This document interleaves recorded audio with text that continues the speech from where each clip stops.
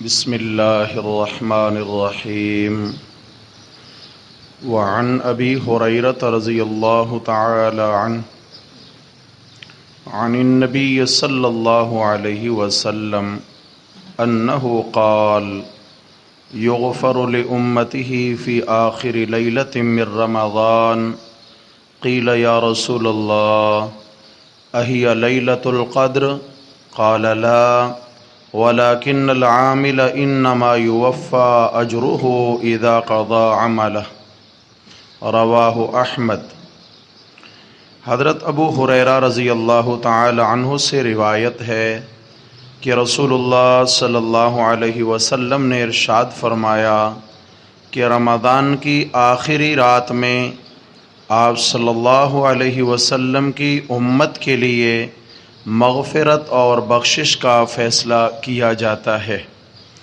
آپ صلی اللہ علیہ وسلم سے دریافت کیا گیا، یا رسول اللہ کیا وہ شب قدر ہوتی ہے؟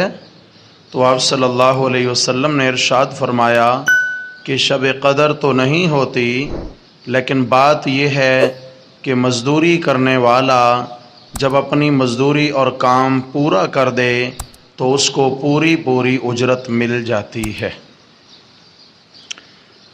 گرامی قدر سامعین حضرات محترم، یہ حدیث مبارکہ رمضان المبارک کے روزے رکھنے والے روزہ داروں کے لیے اور شب زندہ داروں کے لیے، رمضان المبارک میں اللہ کی توفیق و عنایت سے محنت کرنے والوں کے لیے ایک خوبصورت پیغام ہے۔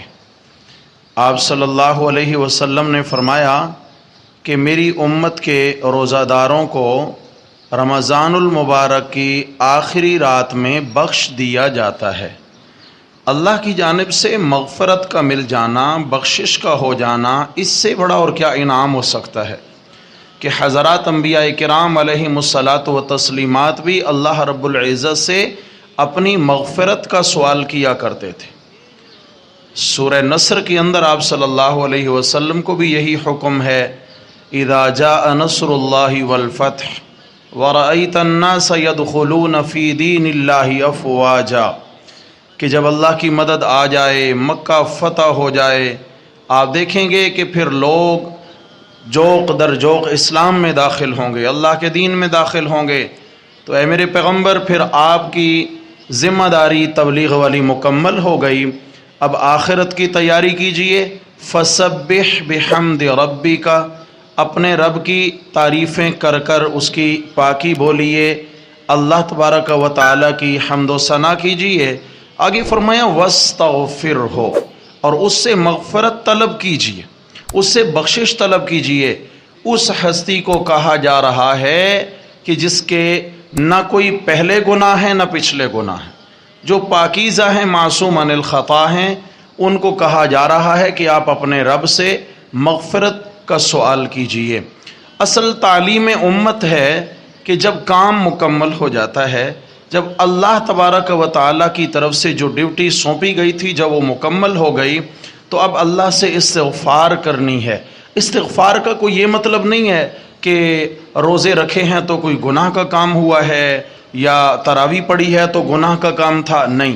مطلب یہ ہے کہ یہ کام بہت اونچا تھا، یہ عمل بہت عظیم تھا، جیسا اس کا حق تھا ہم سے حق ادا نہ ہوا، تو اس پر کیا ہے؟ استغفار کا حکم ہے کہ اے اللہ، جتنا ہماری ہمت تھی، ہماری طاقت تھی، یا اللہ ہم نے روزے سے دن کو گزارا، رات سے نماز تراویح اور شب زندہ داری کے ذریعے ہم نے راتوں کو آباد رکھا، اے میرے مولا پھر بھی انسان ہیں، کمزوریاں کوتاہیاں ہو گئی ہوں گی، یا اللہ ہماری کوتاہیاں معاف فرما کر ہماری مغفرت فرما دیجیے۔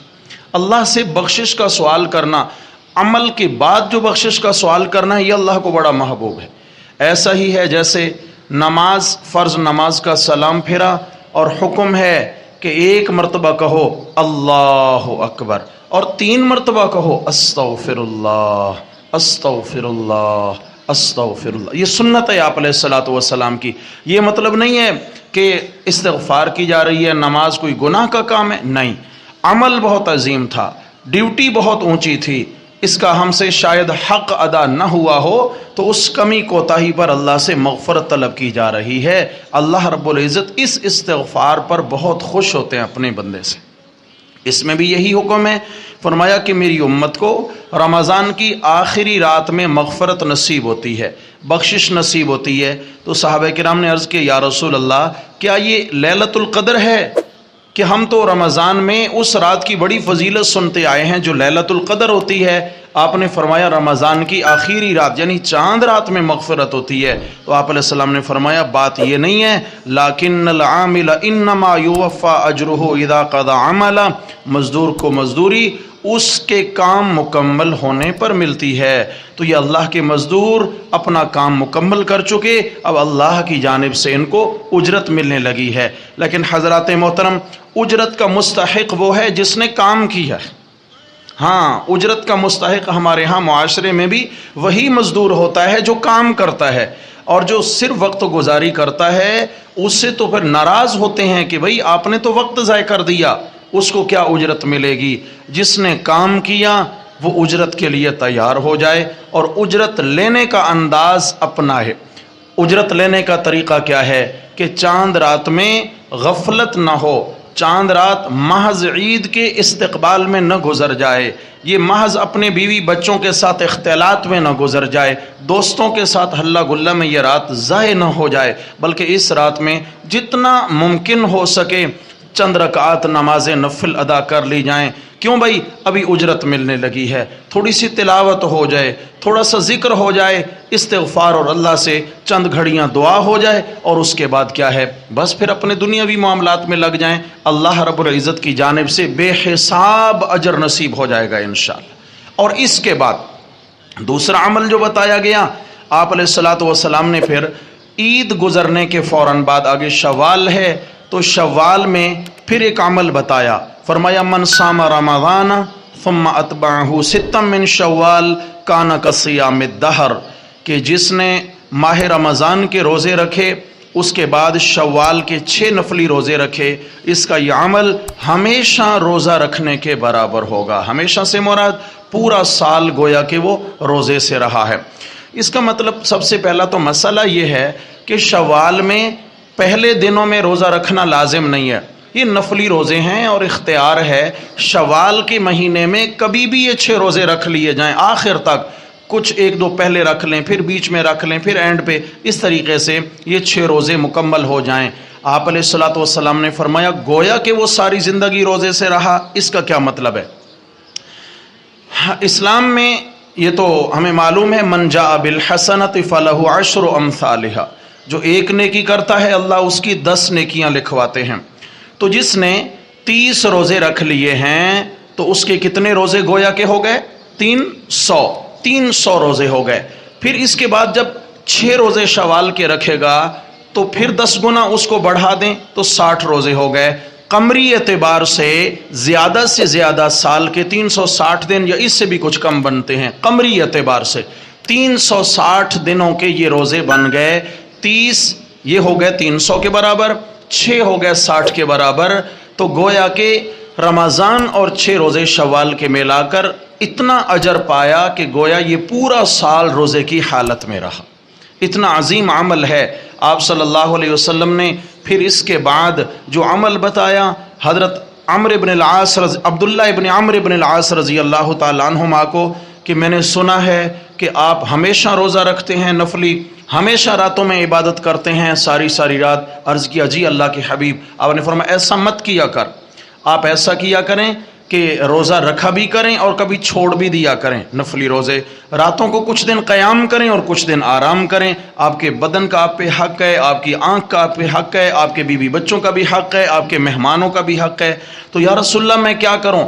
آپ نے فرمایا اگر مسلسل روزے رکھو گے تو اجر نہیں پاؤ گے۔ اب دیکھیں محنت زیادہ، فرمایا مسلسل روزے رکھو گے تو اجر نہیں پاؤ گے، ایسا کیا کرو کہ 3 روزے ہر ماہ رکھ لیا کرو، ایام 20 کے روزے، کہ جن دنوں کی راتیں چاندنی ہوتی ہیں، 13ویں 14ویں اور 15ویں کے جو دن ہیں، فرمایا ان میں ایک روزہ رکھ لو، 13ویں کا 14ویں 15ویں کا 3 روزے، تو ایک روزہ گویا کہ 10 روزے ہو گئے، تو جس نے 3 روزے مہینے میں رکھے گویا اس نے پورا مہینہ روزے رکھے، اور ہر مہینے جب 3 روزے ہوں گے تو گویا وہ سارا سال روزے کی حالت میں رہا۔ اللہ کی جانب سے اتنا بڑا انعام ہے چھوٹے عمل پر۔ میرے بھائیو، رمضان گزر گیا، اللہ نے جس کے نصیب میں لکھا تھا میرے رب نے خوب توفیق نصیب فرمائی۔ بس یہ ہے کہ ہم سے بہت کوتاہیاں ہوئی ہیں، یقیناً ہم کمزور ہیں۔ اللہ کے حضور دعا ہے اللہ تبارک و تعالی ہماری کمی کوتاہیوں سے درگزر فرمائے، اور اللہ تبارک و تعالی ان ٹوٹے پھوٹے اعمال پر ہمیں بڑا بدلہ اور اجر نصیب فرمائے۔ اقول قولی ھذا استغفر اللہ۔